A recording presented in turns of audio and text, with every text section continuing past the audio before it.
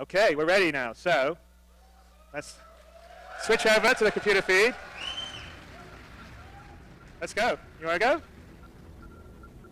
So what we're going to show you is kind of a little idea of what the gameplay is going to be like without the CryEngine streaming issues.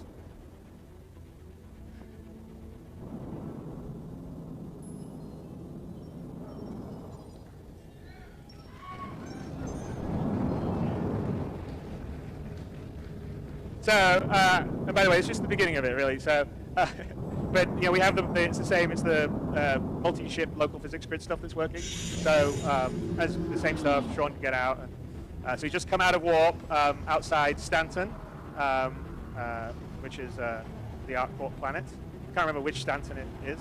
One of the Stantons. It's like Stanton 3, Stanton 4. Dave Haddock was here. He'd be able to tell me. But are you here, Dave? I'm sure he was up editing the opening montage, so I think he may actually be sleeping right now. But you know, as Paul said, and this is our cargo base that we have inside our constellation. But as Paul said, you know, this is one of the things that we quite think is great, is that we can fly around in the whole environment and then work around in our ship while our ship's flying around. And the prototype we wanted to do is really sort of show you sort of a very early prototype in engine of what it's going to be like when we land on a planet. So, do we want to ask for permission when you get a chance? Sure. All right. You've got to sit down. Yeah, you can only ask for landing permission. ArcCorp Tower. This is commercial vessel Calypso requesting EDL assistance. Thank you for contacting landing Audio down? control. I heard the Entry, like low, right? descent, and Can landing you pull up the audio? initiated. Assuming navigation control. Enter target screen.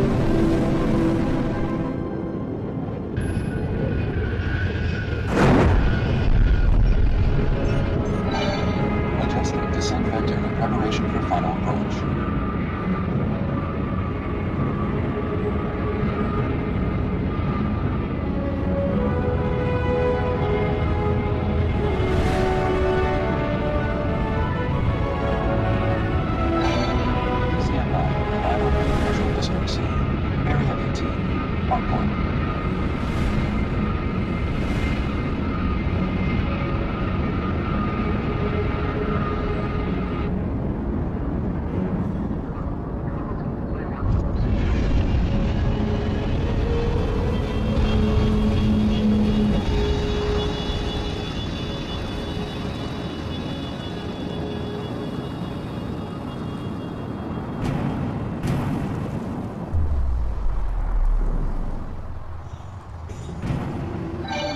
Landing complete. Thank you for using Pentatech EDL Assist. Enjoy your stay on ArcCorp.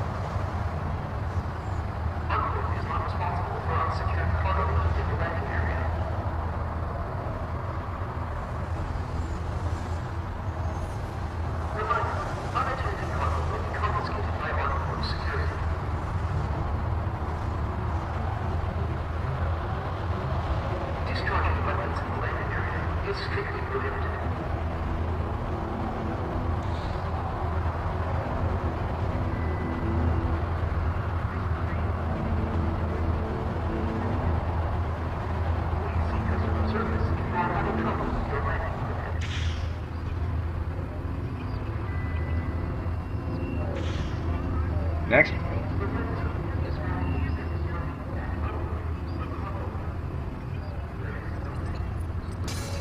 Stand by, starting scan.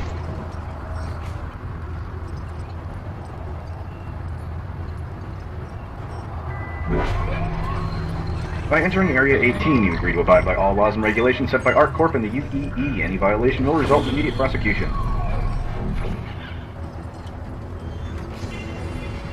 You're clear to go. Please exit the checkpoint.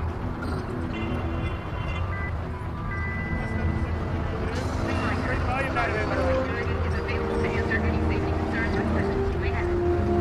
So we bring the volume down a bit. So we just went through sort of kind of the idea would be you'd be flying in space, you'd be in orbit, you'd request landing. That's all. This was all in engine. We'll do a lot better with the transitions coming down, but it's all going to be seamless. You can walk around, look around in your ship as you land. You land, you get permission, and now we're sort of in the sort of main concourse area of Stanton, and of course there's turn around. Let's look at the other place before we go into the one shop we actually have working. But basically, this is here where you would go. You would go to buy a ship or buy items, or go to a bar to get a new mission, or go down a dark alleyway to get a sort of do a black market deal, or get a sort of slightly grey mission. And a lot of the planets will be very big, like something like Earth and Terra will have lots of locations. Some will be smaller, like just a landing point and have a much more contained area. But all of the players, all the places have this level of like incredible. I mean, this isn't just kind of FPS like AAA quality. This is significantly more than you get on even an Xbox One or a PS4. This is sort of another level. I believe 30 million polys at our high point, right? So that's a lot. Now we'll optimize it, but that's a hell of a lot running in. So yeah, I mean, and obviously we're at very early stages. So like in terms of the AI and the cycles of people going around, you're not seeing that level. But as you land on the planets, the actual, the different AI moving around, the characters moving, the NPCs moving around, they'll be there based because of the economy, and they'll be going about their day-night cycles. And if you land on a sort of bustling, successful planet, there'll be a lot of people going about their business. The place will look great. It will be thriving. If you're down on a sort of planet that's sort of not doing so well, then you'll see graffiti and maybe there's more crime and there's not quite as many people. And we're also going to have a fair amount of sort of NPC sort of PvE kind of stuff that's now going to happen on the planet. That was something we weren't originally going to do, but with the full FPS mechanics and system and the modular sort of procedural system that Tony's working on, and if you remember when we first introduced him, the first game job he had was he was the AI programmer on Ultima 7, I believe. So he loves AI, so he's got this whole massive plan for the economy and how the AI is going to run around in that. And so all of that, this is just early like placeholder people, but there'll be people going about, you'll be hearing what they talk, and it's all at a sort of fidelity and level that you would normally expect in a high AAA sort of FPS game or an open sandbox game, but maybe at a whole level of sort of another level of visual fidelity.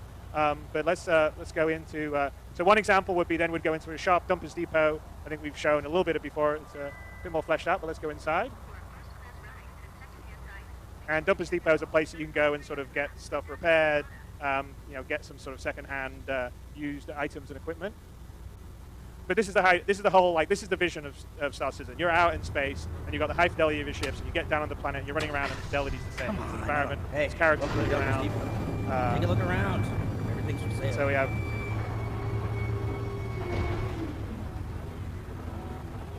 And a shopkeeper. So we can't do much beyond this, but soon we will. But this is really to sort of show you the ambition and the scope and the level of detail that we want to deliver the whole universe. And we are designing and building everything so that we will be able to sort of do stuff at this level on a lot of different planets. It involves some stuff that we'll be talking about going forward. We have this thing which is sort of a modular system we call the tier system. It allows us to have different architecture types and put them together fairly quickly. And so it's sort of a pseudo, like partly design, partly procedural system, which is sort of what Tony was alluding to in the Austin piece that he was doing. And anyway, this was a combination of work by the Austin team and the behavior team who built the ArcCorp landing environment and Dumpers Depot. And there you go. So I hope you like that. It's kind of. And thank you, Sean. And we'll optimize that more going forward.